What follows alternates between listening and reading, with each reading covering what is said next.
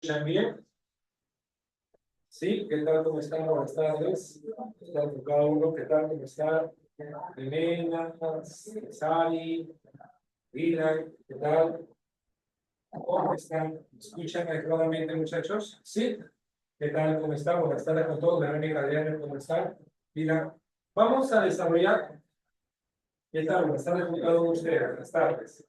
Vamos a hacer hoy un pequeño feedback, un pequeño recuento de lo que habíamos desarrollado semanas anteriores, por favor.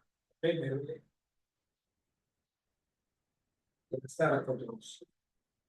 Por si acaso la cámara engorda los... Espero que estén bien. ¿Me escuchan? ¿Aló? Ay, ay, ese sí, sí, mira. El polo, lo bueno que el polo, recuerdo los chachinatos. Lo bueno que el polo es resistente. Lo bueno que el polo es resistente. Bueno, quisiera tener la resistencia del polo del profe Chachi. Quisiera que nuestra relación haya sido tan resistente que el polo del profe Chachi. Sí, no sé si enseña acá el profe Marianito enseña. SAS, con su camisa y su boina así. Resistente. Pero bueno. Los chachiratos, ¿cómo estamos, Emilio? ¿Qué tal? Vamos justamente a desarrollar un pequeño recuento de lo que hemos visto semanas anteriores, ¿correcto? Sí, a ver.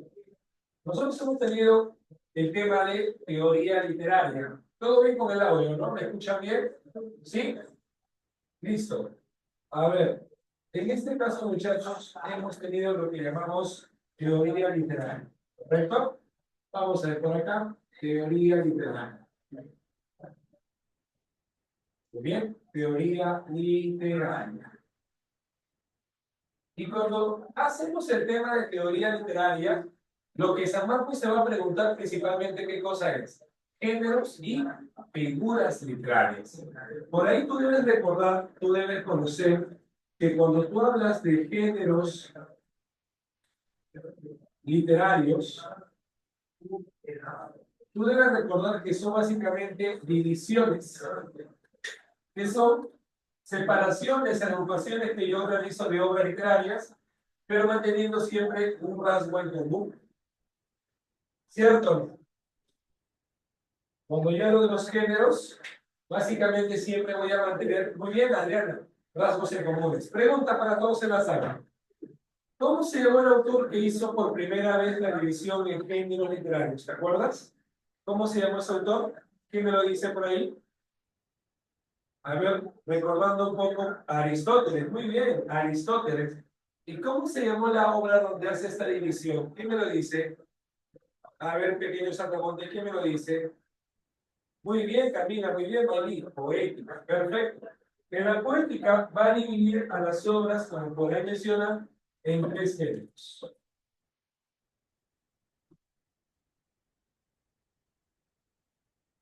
Ah, en tres géneros. ¿Qué tenemos principalmente lo siguiente? El género épico, el género lírico y el género dramático. Muy bien, épico, lírico y dramático. Ahora, con relación a esto, por ejemplo, ¿qué debemos saber? Que cuando hablamos del género épico, estamos hablando de un género que lo que busca más que todo, ¿qué cosa es? Relatar. Relata o narra. Más que todo, ¿qué relata o narra? Hechos heroicos, proezas, hazañas, muy bien. ¿Y te acuerdas que al inicio el género épico iba en verso? En verso, por ejemplo, ¿qué especies épicas existían? Lo que es la epopeya y el cantar de gesta. Pero posteriormente se comenzó a usar la prosa, ¿no? El prosa es un relato de corrido, una escritura de corrido, y en prosa se usó principalmente ¿qué cosa? Se usó lo que era para las novelas, cuentos, etc. ¿Muy bien? Eso es prosa, claro. Ahora, Acuérdate que el género épico es principalmente un género objetivo. En cambio, en el lírico, ¿qué vamos a ver por acá? Expresa, expresa o manifiesta. ¿Qué expresa o manifiesta? El mundo interior, mundo interior. Por eso, la diferencia del género épico, que era netamente objetivo, este género es más subjetivo. ¿Correcto? El género lírico, exacto, apenas emociones, sentimientos, deseos y todo ello, ¿no? En cambio, el género dramático, como sabemos nosotros, básicamente, ¿qué cosa es? Es una representación teatral. Representación teatral. ¿Correcto?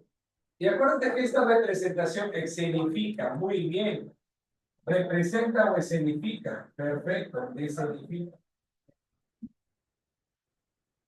Y para desarrollar la obra teatral, ¿qué tipo de recurso utiliza el género dramático?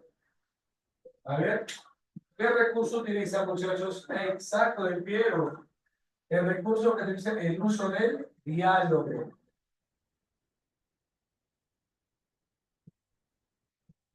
El uso del diálogo. Principalmente va a ser el diálogo el elemento que utilice como recurso para el desarrollo de las historias. ¿Correcto?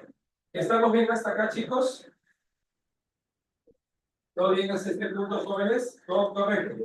Perfecto, muy bien. Y luego también tenemos, muchachos, luego también tenemos, ¿qué cosa? Así como tenemos géneros, también tenemos figuras. Bien. Tenemos en este caso las figuras literarias.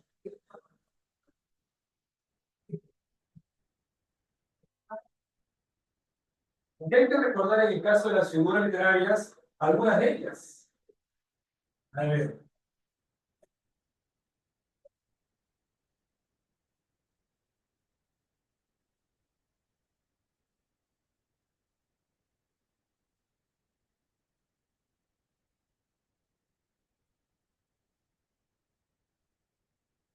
por ejemplo, entre las figuras literarias, si yo, aparte que las figuras, básicamente, ¿qué son? Son recursos de estilo que yo utilizo para embellecer el texto.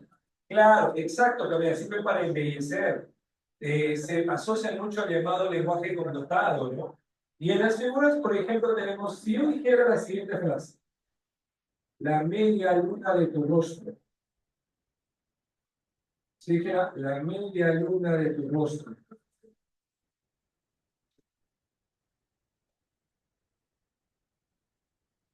¿Ah? La media luna de tu rostro. Claro, estoy aludiendo a qué. Muy bien, es una metáfora. Pero ¿cuál será la media luna de tu rostro? Muy bien, Carol, la sonrisa, ¿no? Una sonrisa es una media luna.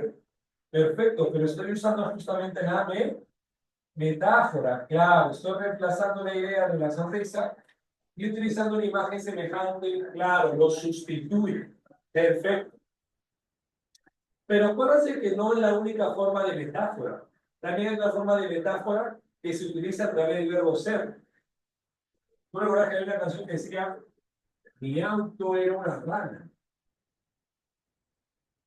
Mi auto era una rana. Escucha, pequeño salón virtual. Si tenemos exacto, muy bien, muy bien, muy bien, muy bien, muy bien, muy bien. Muy bien, Adrián. Como vemos en este caso el verbo era, no, no, no. Acá del pie, Adrián, date cuenta, está el verbo era. Cuando está el verbo era de por medio, no estamos hablando de un símil. Cuando tú tienes dos elementos unidos por un verbo ser, ser, como decir, por ejemplo, mis vidas son los ríos, ¿no? Yo digo, mi destino, tus manos son mis caricias. Si usamos el verbo ser, esto también es un tipo de metáfora. También es un tipo de metáfora. ¿Correcto? También es un tipo de metáfora. ¿Sabes cuál sería? Claro, exacto, Camila. Metáfora propia, metáfora impropia. ¿Te acuerdas que hicimos eso en clase? Metáforas propias y metáforas impropias. ¿Correcto? ¿Recordarás? ¿Cuál es la diferencia, profe?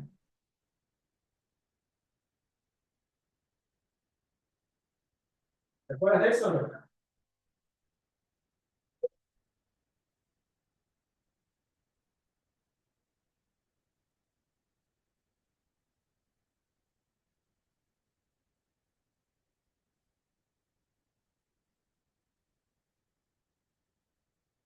¿Cuál es la diferencia? Muy bien, muy bien, muy bien. Te lo voy a explicar. En este caso, la diferencia es que la metáfora propia, que es la primera, sustituye. Sustituye. Sustituye un elemento por otro. Por ejemplo, si yo digo, ¿no? Los algodones del cielo estoy sustituyendo en vez de las nubes. Si yo digo, por ejemplo, a ver, la cascada Sabache o la cascada oscura sobre tus hombros están sustituyendo a lo que es la cabellera. ¿Entiendes? Sustituye. Los luceros de tus ojos sustituyen tus ojos. Los luceros de tu rostro, por ejemplo, sustituyen los ojos. Las perlas de tu boca sustituyen los dientes. Pero la metáfora impropia no sustituye, sino que establece una relación con el verbo ser. ¿No? Si yo dijera, por ejemplo, tu sonrisa es una media luna. Imagínate que yo dijera, tu sonrisa es una media luna. Seguiría siendo metáfora, pero sería la metáfora conocida como impropia, porque usaría el verbo ser de por medio. Si en vez de decir los algodones del cielo dijera las nubes son algodones del cielo, también seguiría siendo metáfora, pero sería una metáfora impropia. Estamos, no preguntan eso, pero ¿se entiende la diferencia? Confirmen, por favor. ¿Se entiende la diferencia? Sí, correcto. Esa es la diferencia, ¿no? El verbo ser de por medio. Profe, es como hablar en claves, ¿verdad? Exacto. En uno, le hicieron a los dos para establecer una relación con el verbo ser, en cambio en el otro simplemente ya lo sustituye. Exacto, Daniel. Pero si los comparara con el cómo, ahí sí estaríamos frente a uno llamado símil. Por ejemplo, si eres como la noche, callada y considerada, ¿no? Si digo, por ejemplo, eres como la noche, ya estoy frente a lo que llamamos símil. Ya que el nexo comparativo como me permite tener eso. Muy bien, claro. También puede ser como, también puede ser cual, en este caso, o se parece a, ¿de acuerdo? Cualquiera de ellos.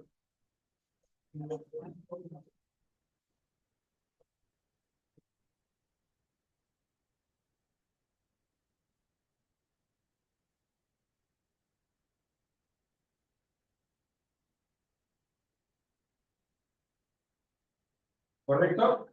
¿Alguna pregunta acá, chicos?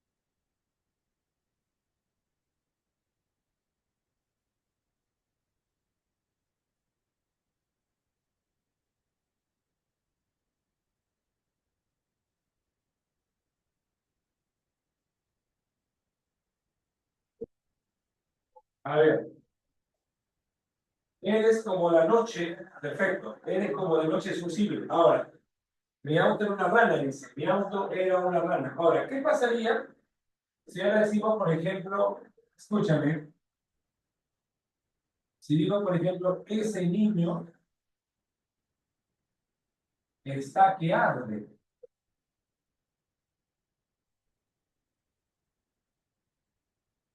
¿Qué tipo de figura literaria puedes evidenciar ahí? Ese niño está que arde. Epíteto, pero no hay un adjetivo sobreentendido, ¿ah? El epíteto se daría si hubiera un adjetivo que se sobreentiende. Digo, ese niño está que arde. ¿Qué tipo de figura verías ahí? Una hipérbole, claro, es una exageración, ¿no? Ese niño está que arde, se orienta más a una hipérbole. Correcto, una exageración de por medio. Muy bien, una exageración. Por ejemplo, también tendríamos, si repetimos las primeras palabras, por ejemplo, si digo, no, vuelve mi palomita,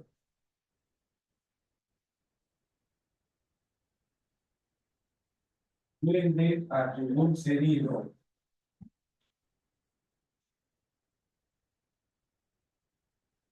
En este caso, vuelve, vuelve. ¿Qué figura tendríamos acá? Tendríamos la anáfora. ¿Por qué sería anáfora, profesor? Porque se está repitiendo las primeras palabras, las palabras iniciales de cada verso. ¿Ok? A eso llamaríamos anáfora, ¿correcto? Exacto, las palabras que inician cada verso, ¿no? Solamente se repiten las palabras iniciales de cada verso. Si digo, por ejemplo, por acá, en este caso, lo siguiente.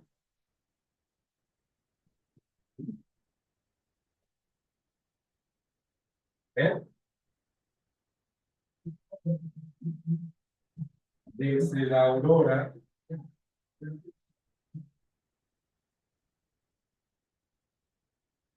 baten los reyes rojos. A ver, ¿qué figura tendríamos ahí? Desde la aurora combaten los reyes rojos. ¿Qué figura tendríamos ahí? ¿Qué opinas? A ver, Alteración.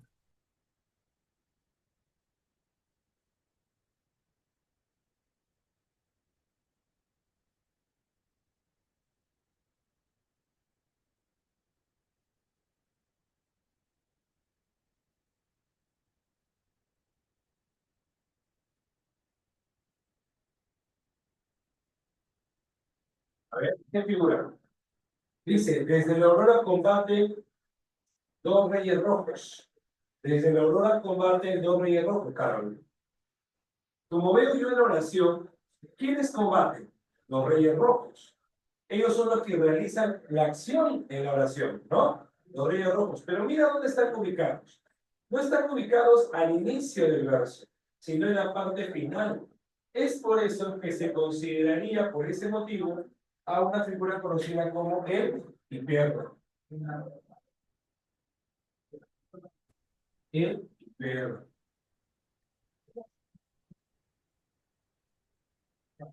¿Correcto? El hipérbole. Muy bien.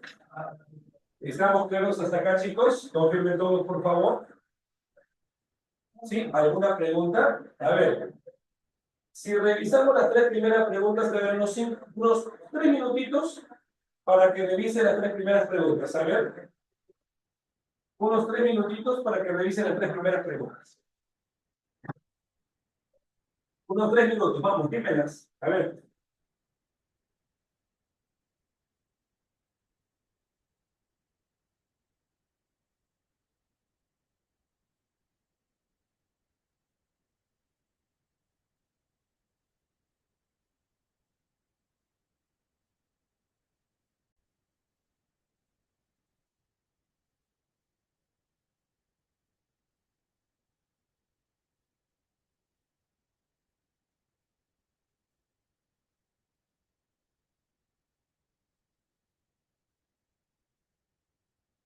Por ejemplo, en la pregunta número 1, ¿qué dice?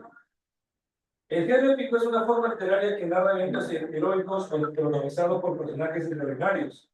¿Cuál de las siguientes oraciones describe correctamente una característica del género épico? Dice, las epopeyas siempre narran eventos basados en hechos reales. O tú ves fragmentos o respuestas que dicen siempre o exclusivamente o solamente, trata de obviar esas respuestas porque son muy totalizadoras, ¿no? La B dice, el género épico utiliza exclusivamente la prosa falso, ¿no? Hemos dicho en clase que también usa el verso. Solo los héroes históricos, no, hay que recordar que incluso en las epopeyas, los héroes no son históricos, son héroes míticos, personajes que no existen en la vida real, sino que pertenecen al imaginario, a la forma creada de la gente. El género épico no solo se desarrolló dice, se limita solamente a Europa y Asia, no, el género épico se ve en todo el espacio cultural, ¿no? En América, en África, ¿sí? El género épico enaltece a un héroes mediante narraciones, eso, ¿no? Claro, uno es nada, correcto. A ver, en la pregunta, en este caso, número 2, ¿cuál marcarías?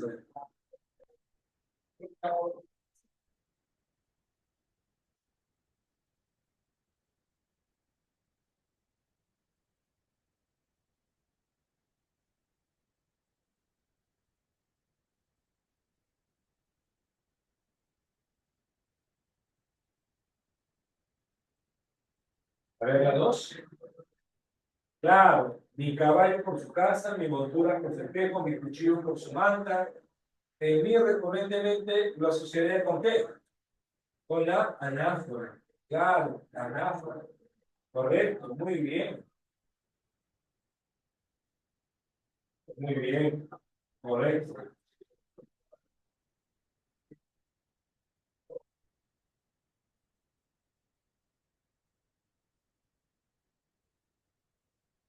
En la pregunta número 3, a ver,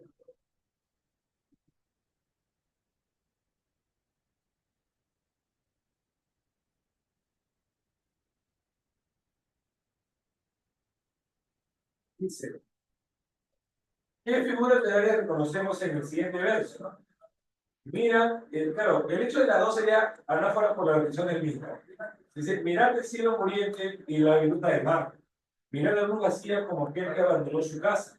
Mira, el hecho de usar mirar, mirar, mirar, ¿qué te demuestra? Que está frente a una llamada anáfora, ¿no? Y luego dice el cielo muriente y la viruta del mar.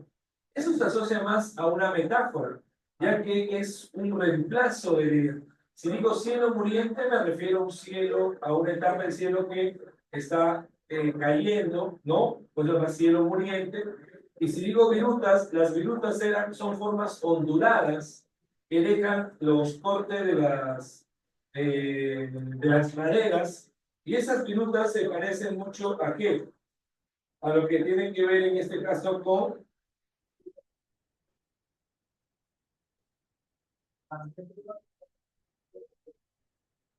a lo que tiene que ver con las olas del mar. ¿Correcto? A eso se refiere con las virutas. Claro, las virutas son como las pequeñas ondulaciones que serían como las espumas, ¿no?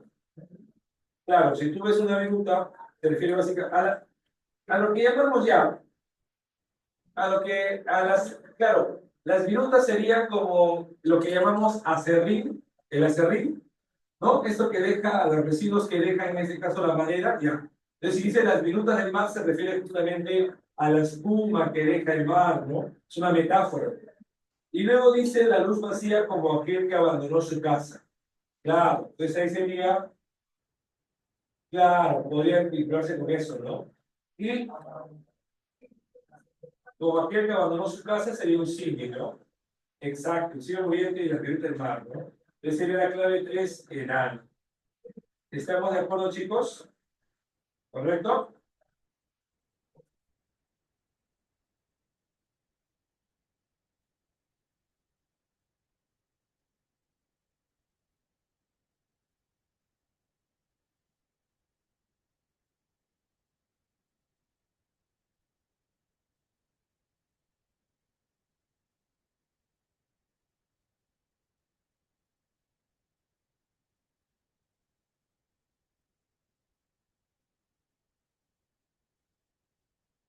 ¿Alguna pregunta, chicos? ¿Todo bien hasta acá?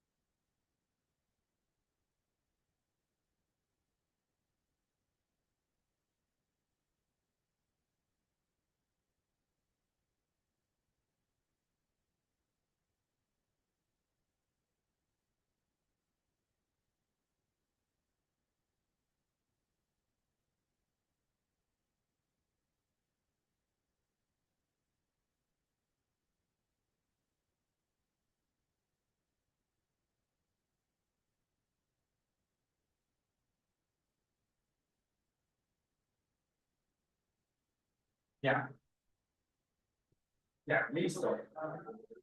Ahora, sigamos por ahí. Vamos a ver ahora, muchachos. Sí, sí, te escucho. No, no los escucho, no leo. No los escucho encima.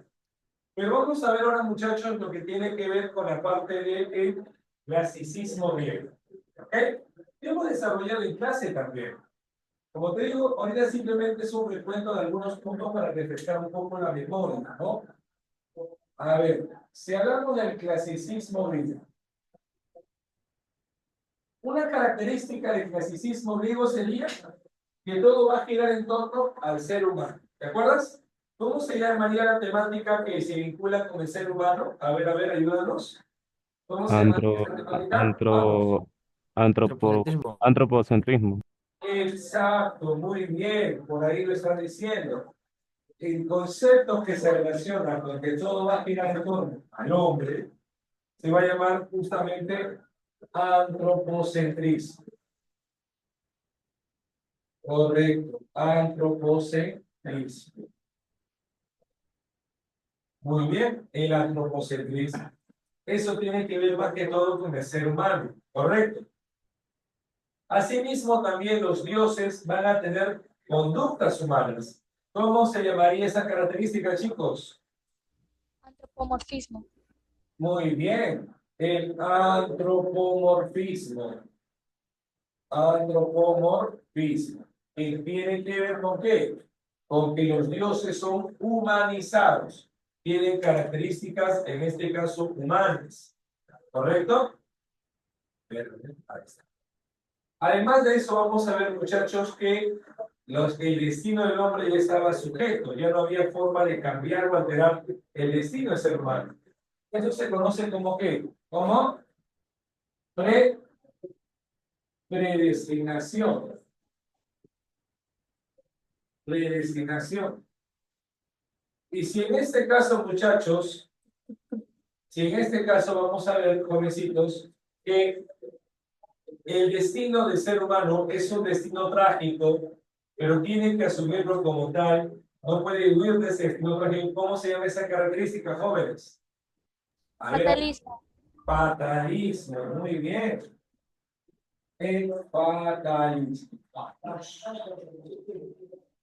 Muy bien. Ahora, hay que recordar que tenemos básicamente dos etapas. En un primer periodo, vamos a desarrollar a las epopeyas.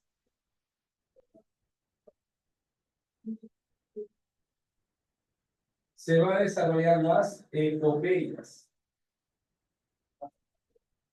Las epopeyas.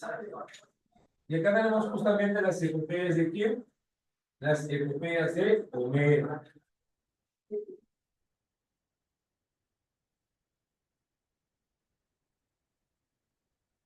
Homero nos va a dejar dos epopeyas importantes, que es justamente cuál. La Ilíada. La Ilíada y la Odisea. Muy bien, muy bien, muy bien. Ah, correcto. En este caso, la Ilíada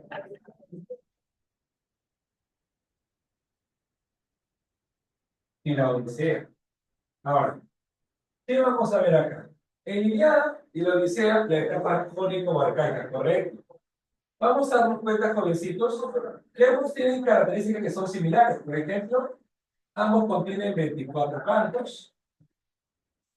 Ambos utilizan el llamado verso hexámetro. El verso hexámetro. Y ambos también utilizan lo que es el uso de epítetos.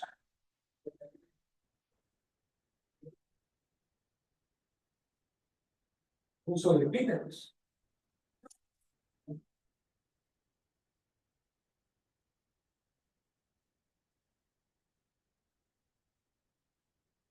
Pero así como hay características que son similares, también hay características que los hacen diferentes. Por ejemplo, ¿cuáles podrían ser? El hecho que en este caso, por ejemplo, en Ilíada, la narración que tenemos es una narración lineal, ¿cierto? Inicio, trama y desenlace. ¿Cuánto se cuenta en Ilíada? Se cuenta solamente los últimos 51 días, ¿de acuerdo o no? Se cuentan los últimos 51 días. En cambio, la Odisea no solamente es una narración lineal. Hay una parte breve de la historia donde Odiseo va a contar la historia o va a retroceder la historia justamente a lo que tiene que ver con sus aventuras anteriores. Y eso se va a evidenciar cuando relata sus historias al rey Alcino. Le va a contar en el palacio de los Feacios cuáles fueron sus aventuras. Les tenemos ahí dos tipos de narraciones, la lineal y la cíclica. En el caso de Ilíada, por ejemplo, el narrador es omnisciente. Es un narrador en tercera persona. En cambio, en la Odisea, tenemos un narrador omnisciente y también en un momento, cuando Odiseo cuenta su historia, protagonista. Protagonista. ¿Qué más recordamos acá, profesor? Recordamos también el tema de los valores.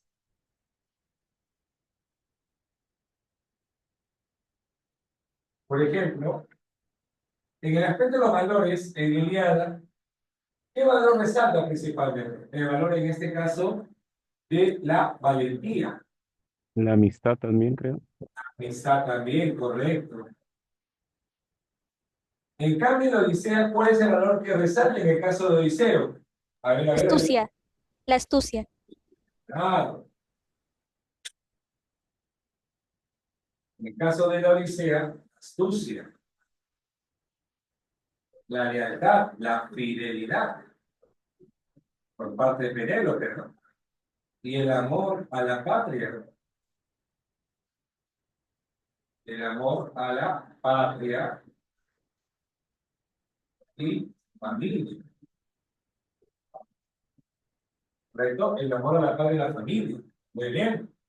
Ahora, hay que recordar también que en la llamada Ilíada, para que el hombre pueda alcanzar su destino personal, ¿qué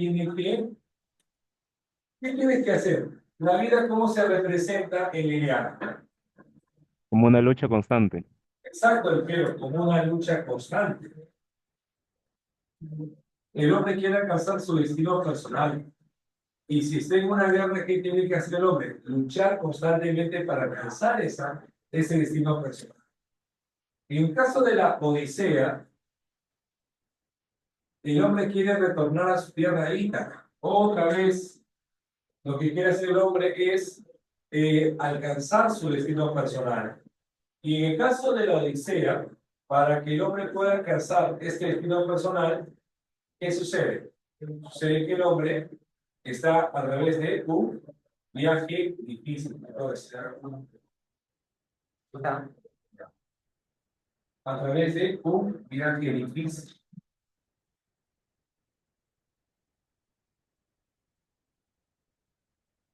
La vida se representa como un viaje difícil, un viaje que está lleno de obstáculos, lleno de problemas, pero el hombre tiene que sobrepasar esos problemas para así alcanzar su destino personal. ¿Correcto? Ahora, ¿cuál es el tema principal? A ver, chicos. La cólera de Aquiles. Exacto. Hay que recordar que en la obra, la cólera de Aquiles se relaciona en primer momento con el arrebato de una sirvienta. Una sirvienta llamada en este caso, ¿recuerdas? Briseida. Briseida. Lo que sucede es que Briseida, claro, Briseida pertenecía a Aquiles, pero esta sirvienta va a ser arrebatada en los brazos de Aquiles. ¿Por qué? Porque Agamenón decide devolver a Briseida. Y cuando devuelve a Briseida, entonces, no, Apolo no, Agamenón, Agamenón se quedó con Briseida. Porque Agamenón tenía a Criseida con C, pero Criseida era la hija de un sacerdote justamente de Apolo. Entonces, el sacerdote de Apolo pidió a su hija y no la quiso devolver, y es por eso que va a desatarse la peste de los griegos. Ahora, al final, Agamenón devuelve a la niña a sus padres, pero no se quiere quedar sin nada, y es por eso que le va a arrebatar a su sirvienta a Aquiles. Y eso genera que Aquiles se vaya de la guerra. Como te das cuenta, Aquiles toma una decisión estando molesto, estando incómodo. Y esa decisión trae consecuencias funestas. Pero consecuencias para quién principalmente? No para los troyanos, sino consecuencias para los griegos. Porque los griegos comienzan a morir, comienzan a perder la guerra. Y esta consecuencia incluso trajo problemas hasta su amigo, ¿no? Patroclo va a retornar a la guerra y lamentablemente va a alcanzar la muerte en la guerra, ¿no? Héctor lo va a matar. Y es por eso que Aquiles, al ver cómo su cólera ha alcanzado límites impresionantes, incluso ser causante de una forma indirecta de la muerte de su amigo Patroclo, Aquiles decide retornar a la guerra. Y cuando retorna a la guerra, mata a Héctor, ¿no? Que había matado a Patroclo, y se va a llevar su cuerpo. Quien va a pedir el cuerpo de Héctor es justamente el padre de Héctor, Príamo, ¿no? ¿Y la obra cómo finaliza, profesor? La obra finaliza con los funerales del príncipe Héctor. ¿Correcto? Ahí finaliza la historia. Luego tenemos en este caso, en la Odisea, el tema principal, ¿cuál va a ser? El El retorno. retorno de Odiseo. Correcto, el retorno de Odiseo. Y hay que recordar que en el caso, el resto de Odiseo a Ítaca, muy bien. Hay que recordar que en esta situación, Odiseo, esta obra, tiene tres momentos: la telemaquia o telemaquía, las aventuras y la venganza. En la telemaquía es breve, porque habla cuenta la historia de cómo Telémaco está buscando a su padre por el mar. ¿Correcto? En la telemaquía básicamente gira en torno a ese tema: la búsqueda de Telémaco a su padre. En cambio, tenemos más adelante lo que es el tema de las aventuras. Odiseo sale de Calipso, de la ninfa de la isla de Anfitia, y va a llegar donde la isla de los Peasios. ¿Y a quién le va a contar todas sus aventuras? Al rey llamado Alcino.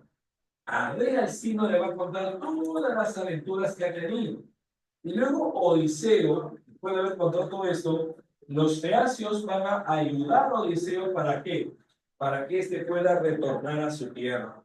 Y cuando los ayuda en este caso, vemos que cuando retorna, hay mucha gente que está queriendo aprovecharse de la familia de Odiseo, consumir su vino y todo ello, ocupar el trono de Odiseo. Y es por eso que Odiseo es transformado en un anciano mendigo, ¿no? Y desde ahí observa cómo, qué tipo de sirvientes les son leales y quiénes los han traicionado, quiénes los han traicionado. Al final vamos a ver que a través de una prueba de arte, este mendigo prueba que no es un simple mendigo, sino que era Odiseo. Claro. Exacto, hasta lo transformaron de viejito, ¿no?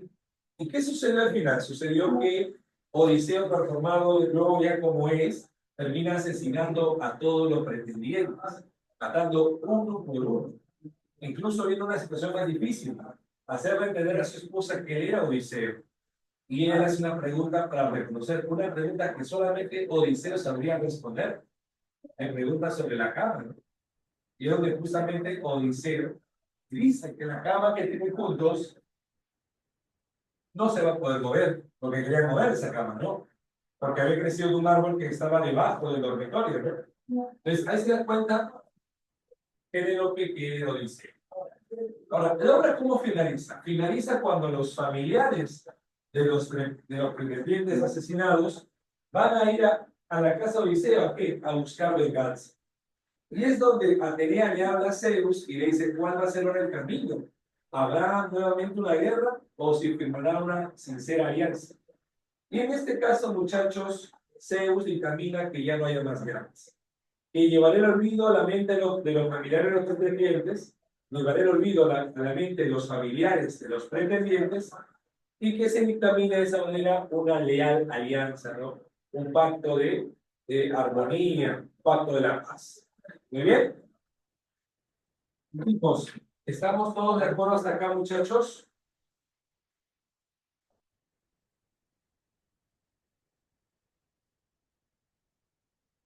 ¿Todo bien hasta acá?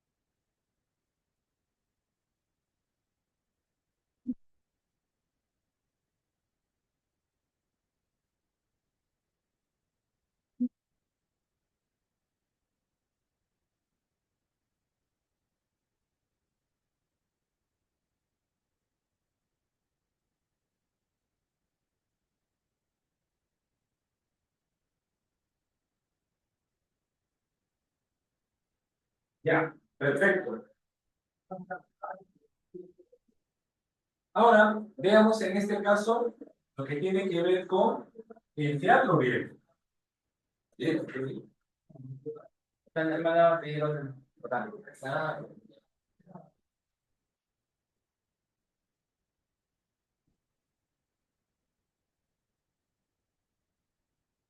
A ver, como sabemos por ahí, cuando hablamos del teatro griego, estamos hablando principalmente de qué? De lo que tiene que ver con, escuchen por favor, claro, es el segundo periodo, el periodo llamado ático, ¿no? Claro, este es el periodo ático.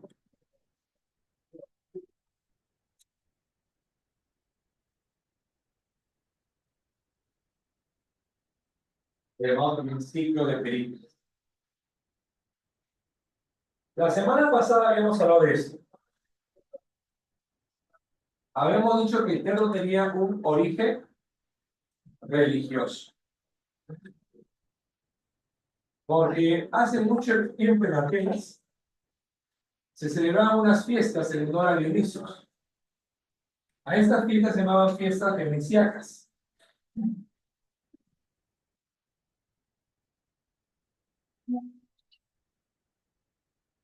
Que eran en honor a Dionisos. Claro, en honor a Dionisos o Baco, ¿no? Y en estas fiestas dionisíacas había un grupo de personas disfrazadas como Baco, con pieles de macho cabrío, llamado el coro. Este grupo llamado el coro recitaba un tipo de canto en honor al Baco. ¿Cómo se llaman estos? Ditirambos.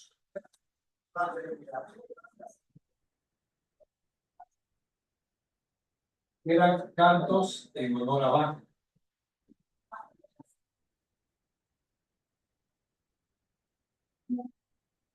Pero ¿qué va a suceder? Del coro, va a sobresalir una. ¿Sobresale quién? Sobresale el que llamamos líder del coro. Líder. Al líder, va a ser en este caso el llamado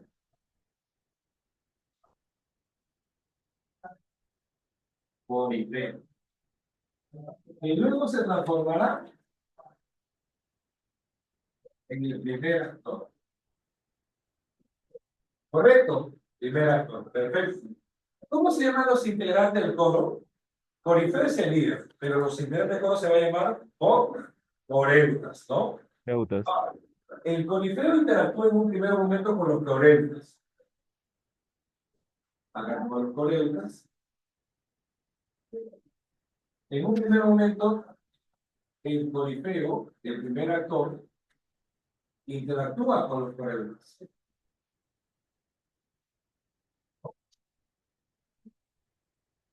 Coreutas. Ahora, cuando hay esta interacción, aparece lo que vamos a llamar diálogo. Y cuando aparece el diálogo, está surgiendo lo que llamamos teatro griego, el teatro como tal. Ahora, luego de eso va a aparecer el segundo actor incorporado por Esquilo. Y acuérdate que el objetivo de toda obra teatral, el objetivo de la obra, ¿cuál es? ¿Te acuerdas? La semana pasada explicamos esto. El objetivo era que el espectador alcanzara Catarsis. una purificación espiritual. ¿No? ¿Cómo se llamaba eso? Catarsis. Bien. La catarsis justamente es la purificación espiritual. Es expulsar todo aquello dañino dentro de ti.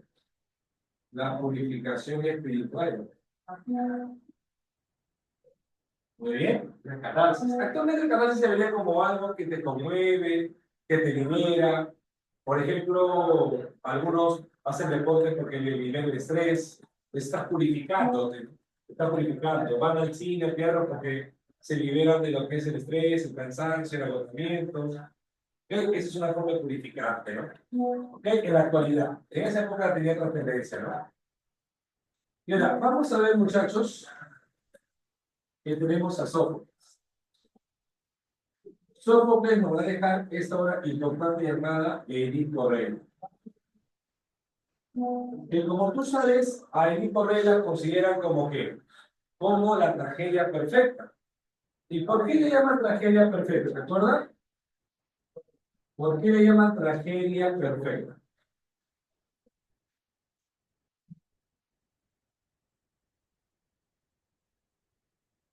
Porque lo que hacía, Que- exacto, Porque respetaba todo las era leyes. todo era un día, creo. Todo en un solo día, todo transcurre en un solo lugar y toda la historia gira en torno a un solo tema. Además, vemos que la ceguera, ¿qué representa? ¿Te acuerdas? Sabiduría, ¿no? Y hay momentos en el cual Edipo, siendo el asesino de Layo, pero él no sabe eso, dictamina sentenciar al asesino de Layo. Dictamina que nadie le dirija la palabra. Eso llamaremos ironía trágica.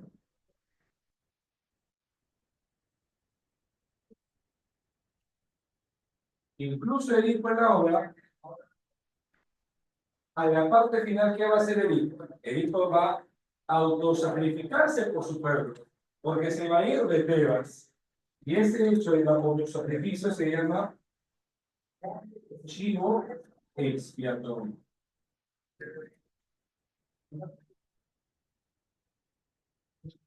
Es en este caso el autosacrificio.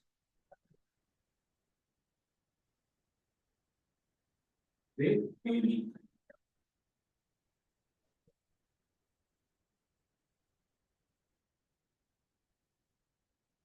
El tema principal tiene que ver con el destino, pero el destino inexorable.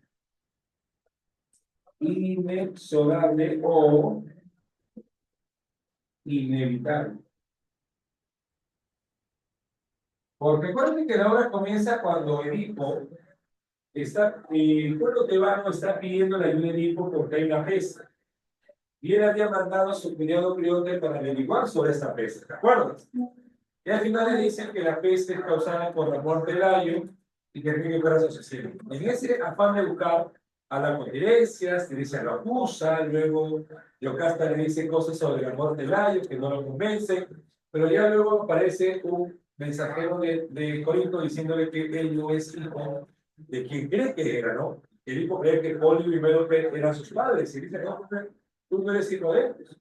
Y al final se termina a través de diálogos que Edipo es hijo de Yocasta, Yocasta se suicida, Edipo se saca los ojos, todo eso es detrás de escena, y al final Edipo se autodestierra porque sabe que su presencia causa el mal en ellos.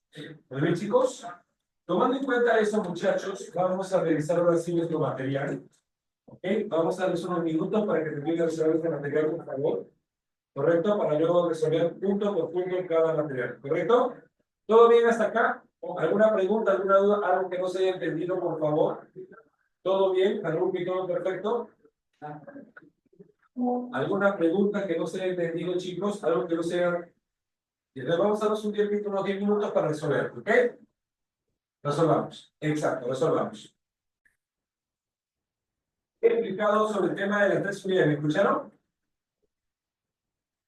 Te dije que las tres unidades eran unidad de tiempo, que todo giraba en un solo día, unidad de espacio, que todo está en un solo lugar, y unidad de acción que implica el tiempo, ¿no?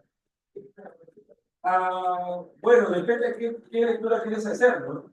Si es una lectura explorativa o de investigación. Si es una lectura explorativa, las editoriales clásicas, ¿no? Mesas, Biblioteca de Oro, Salvat, pero hay otras editoriales que son de más un tipo de investigación de por medio. En caso de ustedes, yo te sugiero leer editoriales explorativas solamente, ¿no? Claro, por ejemplo, una editorial Salvat, otra editorial Penguin. Penguin es una buena editorial. Salvat o Penguin. Salvat, Penguin.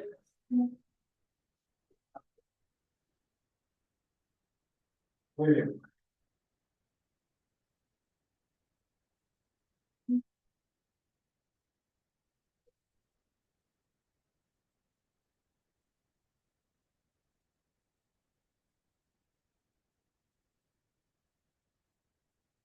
También lo enojamos.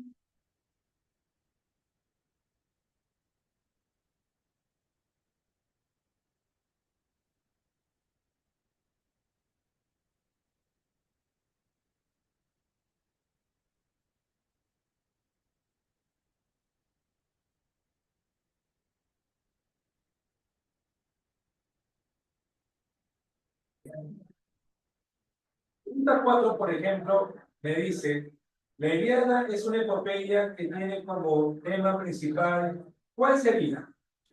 Claro, por ahí dice en este caso la A. ¿Qué opinan ustedes? ¿Está bien? Correcto, la 4 sería la A. Muy bien. En la 5, sobre los temas o elementos verdaderos sobre la Ilíada. El conflicto principal gira en torno a la ira de Aquiles, ¿es correcto? La obra se enfoca exclusivamente. ¿Qué dijimos sobre el exclusivamente? Hay que descartar muchas veces esa alternativa, ¿no? Falso, muy bien. Los dioses intervienen, correcto, intervienen de manera constante en las obras. La vida es vista como una lucha constante también, ¿verdad? Y no, el desenlace no termina con la destrucción completa de Troya, no, sino con los funerales de Héctor. La destrucción de Troya no está presente en mi vida. ¿Correcto? 5 sería dado entonces. 5 dado. En la pregunta 6 sobre la Odisea, ¿qué me dice?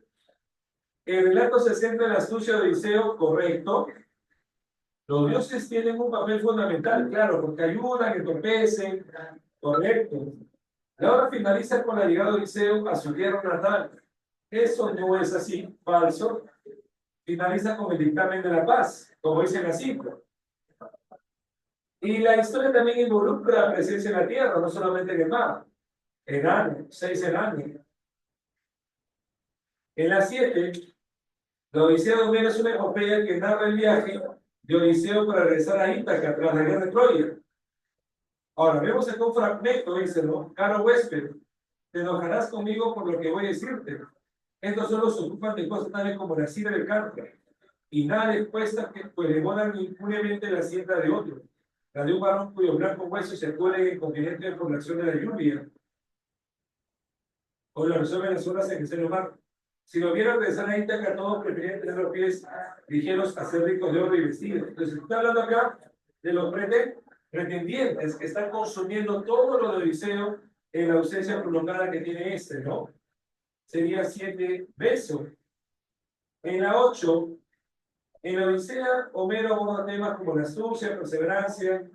Estos elementos son elementos claves para el carácter de Odiseo, de las cuales escenas de la obra identifica cuál sería un ejemplo de la astucia de Odiseo.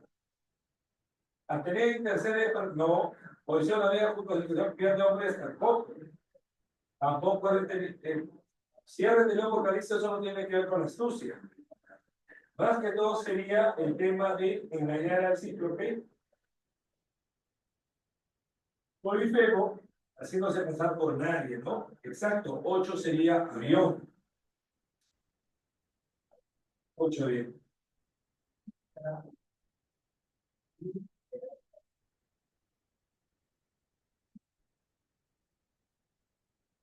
Miguel, pregúntame.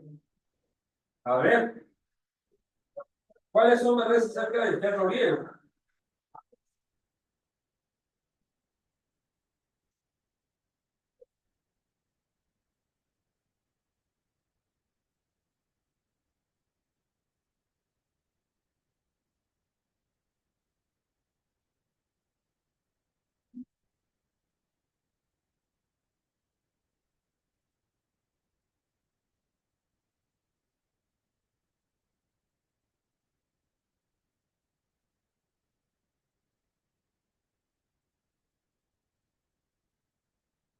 A ver, ¿cuál sería en ese caso?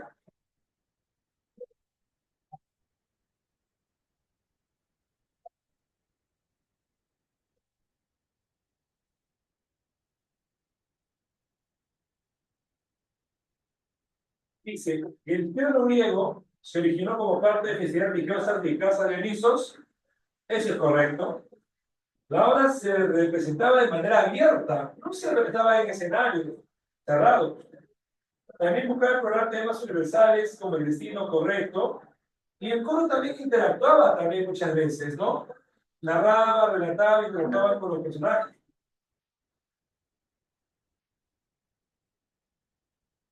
Pregunta número 9, beso. 10, a ver la 10. ¿Qué vemos acá? El corifeo juega un papel importante al interactuar con los actores. Sí, interactúa con los actores.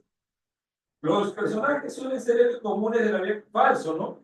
Son príncipes, son reyes. La tragedia explora la relación del destino con decisiones humanas también. Ahora, ¿los dioses intervienen? Sí, claro, pero, profe, pero la obra que tenemos, Edipo Rey no interviene, claro. Pero hay que recordar que no está hablando solo de Edipo Rey, sino de las diversas obras trágicas. Y las demás obras trágicas, como La Bestiada o Prometeo Encadenado, sí es correcto, sí interviene, claro.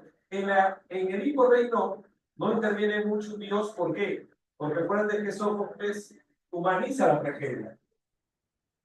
Pero antes de ese autor, autores como Esquilo, como el Orfeas, sí hay intervención de dioses, eso es correcto. ¿Ok? Sí es correcto que hay un Dios que interviene en la historia. Su finalidad es únicamente falso, ¿no? Casa sería, 10 sería casa entonces. 10 casa. Ahora mira, en la 11 vemos este fragmento donde Edipo está molesto con Tiresias, ¿no? Y aquí que ahora pretendes arrojarme el trono con la esperanza de colocar en él a Creonte. Y luego dice, no serás sin lágrimas como llegaréis tú y tu cómplice a criar nuestros intentos de arrojarme de aquí como un ser impuro. Y si no fuera porque pienso que eres un anciano, te hubiera dado conocer el precio. Ahora, mira cómo el corifeo trata de apaciguarlo, ¿no? Tranquilizarlo. Con las palabras del adivino me parecen como las tuyas haber sido dadas por la cólera. No necesitamos de tales discusiones. Lo que falta averiguar es cómo daremos cumplimiento a los oráculos de Dios. Entonces vamos a ver que acá lo que busca es moderar, correcto. 11 sería beso. En la 12 dice, a lo largo de la obra se revela cómo los intentos de los personajes por escapar de su destino conducen inevitablemente al cumplimiento de profecías. Este tema se relaciona con el concepto griego de el destino incontrolable, muy bien, y que se ve representado con el conflicto entre decisiones humanas y el fatalismo. Claro, una cosa es lo que yo quiero decir, y otra cosa es mi destino trágico, ¿no? Fatalismo, perfecto, 12 grados. Ahora, dijimos en clase que Edipo Rey se considera la tragedia perfecta. ¿Por qué? ¿Cuál era la causa por la cual se consideraba la tragedia perfecta? ¿Te acuerdas? Porque, claro, se desarrollaba en un solo día, un solo tema.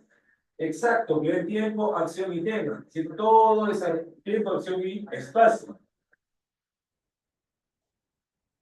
Por el respeto a las tres unidades clásicas, ¿no? 13 sería beso, correcto. Ahora, una información incorrecta en la 14, ¿cuál sería? Exacto. Edipo, por ejemplo, cuando se entera que mató a Layo, no huye, sino es donde justamente se va a cortar los ojos luego de esa revelación, ¿no? ¿De acuerdo? Después de eso se va a cortar los ojos y se va a autodesterrar. Correcto. 14 abierto. Y por último, 15. En la 15 vamos a ver que hace referencia a la fuerza ineludible del destino. ¿Cuál sería un ejemplo de ese tema? ¿Cuál sería, chicos? Beso. A ver, el momento en que Casta narra cómo intentó evitar la profecía del nombre de su hijo, no lo abandonó. Se lo dio a un sirviente para que lo matase. No lo abandonó. Fernando, La discusión de Cronde, no, confrontación entre Edipo y Divino Tiresias, donde este puso Edipo de ser el año, claro, pero ahí vemos que se da la revelación. En cambio, mira, se da una revelación de que Edipo mató a Layo en un cruce de caminos, cumpliendo así la profecía que él intentaba evitar. Claro. Ahora, profe, ¿por qué no podría hacerlo así? Cuando confrontan Edipo y Divino. Es que acá te está diciendo cuál es un ejemplo de destino ineludible. No es la pelea que existe entre Layo y el Retiresa es Edipo. No es, ahí no se ve el destino inevitable. Se ve cuando se revela que Edipo es hijo de Layo y que lo ha matado a la vez. ¿Ok? Pero vamos a ver, muchachos. La 15 sería enano. No, 15 sería enano. Enano. Correcto, 15 enano. Muy bien, chicos, nos quedamos hasta acá. Nos vemos Dios mediante la próxima semana. Gracias. Chicos, ¿todas las claves están entendidas? Confirmen, por favor, se han explicado todas las preguntas. ¿Todos entendidos, muchachos? ¿Todo? La 14. Sí, profe. La 14 hicimos avión. Todos los chicos, todo entendido. Correcto, muy bien, perfecto. Todo entendido, todo explicado. De acuerdo, chicos. Gracias, gracias, gracias. Nos vemos la próxima semana. Hasta la siguiente semana. Gracias, chicos. Muchas gracias.